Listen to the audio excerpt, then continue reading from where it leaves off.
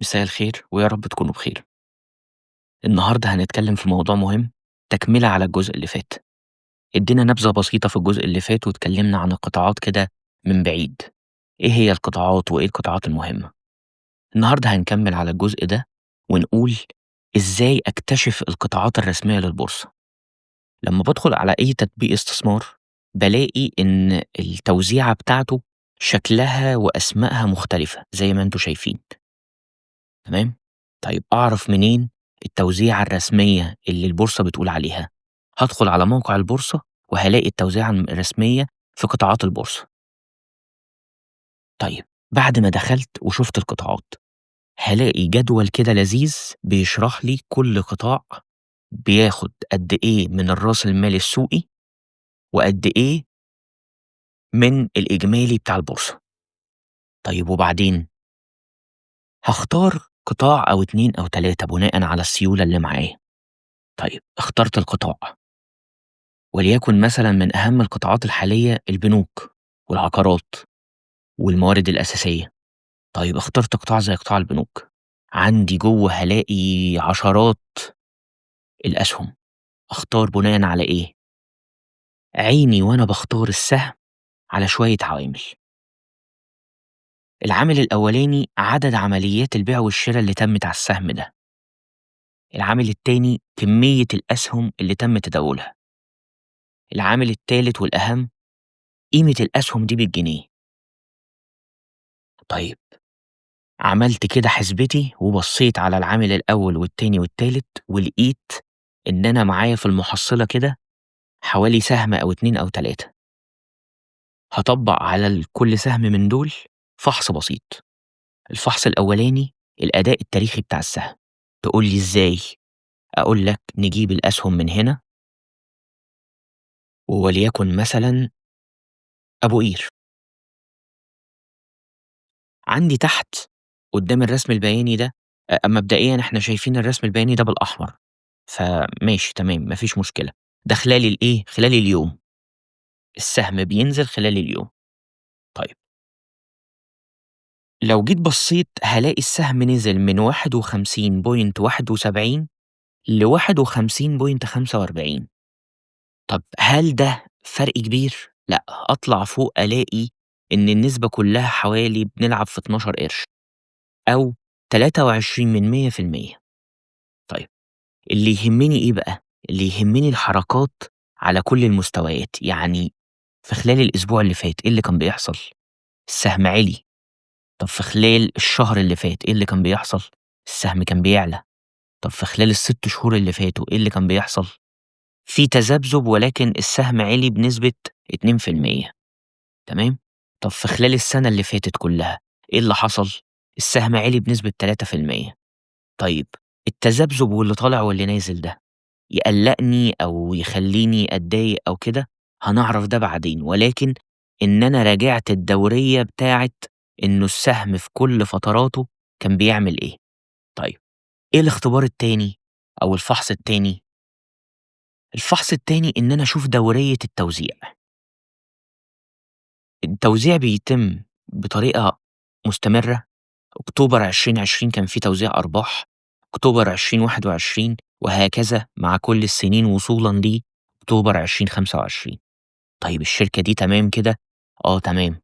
طيب عايز أركّز على إيه تاني عشان أتأكد إن السهم ده تمام؟ عايز أركّز إنه أخبار السهم ده عاملة إزاي؟ استقرار السهم ده.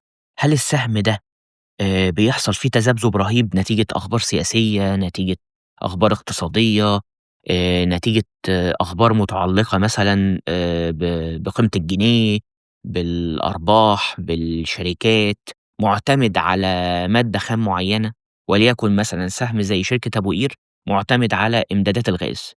أي خبر بينزل عن إمدادات الغاز سهم أبو قير بيتأثّر. تمام؟ طيب الحاجة التالتة والأهم المخاطر. إيه كَم المخاطر أو إيه المخاطر اللي حوالين السهم ده؟ زي ما بنقول مثلًا لمّا بيحصل أخبار جيوسياسية وإمدادات الغاز بتتوقّف، تمام، سهم أبو قير بيتأثّر بسرعة. طب ده في نسبة مجازفة كبيرة. طب لو نفس المشكلة أو نفس السهم ده في شركة تانية، ولكن خلّينا نقول مثلًا مثال على قطاع تاني، وليكن قطاع زي قطاع البنوك. مبدئيًا عايز أقول ملحوظة لمّا بنقارن أسهم ببعض، بتكون أسهم في نفس القطاع، يعني ما ينفعش أقارن بنك بشركة أدوية أو بشركة مواد كيماوية مثلًا، ما ينفعش أقارن شركة صيدلة بمستشفى، تمام؟ ليه؟ كل قطاع وليه عوامل مهمة فيه، تمام؟ طيب، وليكن قطاع زي قطاع البنوك. قطاع البنوك مبدئيًا نسبة الrisk فيه أقل. طيب إيه العوامل اللي ممكن تأثّر عليه؟ العوامل اللي ممكن تأثّر عليه مثلًا وليكن خفض قيمة زي قيمة الجنيه. عامل تاني قرارات البنك المركزي مثلًا سواء بخفض فايدة أو زيادتها. وليكن لو أنا باقول لك إن البنك المركزي خَد قرار إن الفايدة هتزيد ل30%، أو إن البنك المركزي خَد قرار إنه الفايدة هتقِل ل10%. أنت متخيّل التأثير ده عامل إزاي على الاستثمارات في البنوك؟ طيب، أنا اتأكدت من كل الحاجات دي واتطمنت واخترت الأسهم بتاعتي. طيب عايز بقى أبني قرار سليم. في قاعدة شهيرة أو مشكلة كبيرة بتحصل في البورصة، المشكلة دي تتلخص في حاجة اسمها سلوك القطيع. طيب إيه هو سلوك القطيع ده؟ سلوك القطيع ده بيتقسم مشكلتين. المشكلة الأولانية ناس متفائلين زيادة عن اللزوم، بيشتروا بسبب الطمع. أول ما سهم يكون عليه مكاسب رهيبة يروحوا يشتروا مباشرةً. طب هل دول بيكسبوا؟ لأ. ليه؟ لأن ما عندهمش قرار مدروس. وناس تاني متشائمين جدًا، وخلّينا نقول إن هم بيعملوا العكس تمامًا غير إخواتنا الأولانيين. طب بيعملوا إيه؟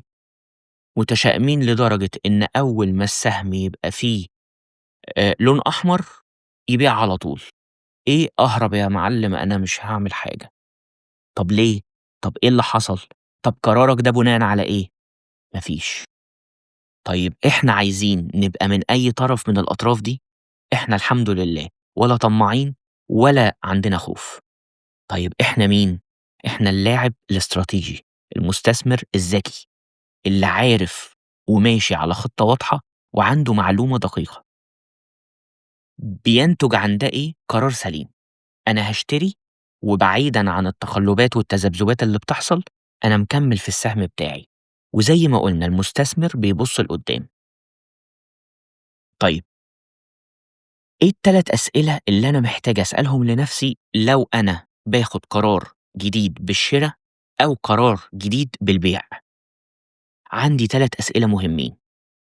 هل في مُعطيات جديدة طرأت على السهم ده؟ السؤال التاني، هل في تغيير جوهري سواء سلبي أو إيجابي على السهم ده؟ السؤال التالت والأهم، هل في منافس قوي جديد بيهدد الاستثمار في السهم ده؟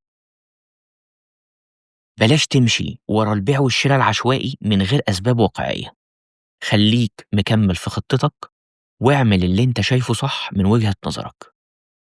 أتمنى لو في حد عنده أي سؤال يكتب لي في التعليقات، وأتمنى تتابعوني عشان لسه عندنا حلقات جديدة هنتكلم فيها إنه إيه العوامل اللي ممكن تاني تأثر على السهم، لأنه مش كل سهم لونه أحمر يبقى بيخسر، ومش كل سهم لونه أخضر يبقى بيكسب. شكرًا ليكم وأشوفكم على خير في فيديو جديد. Free audio post production by alphonic.com.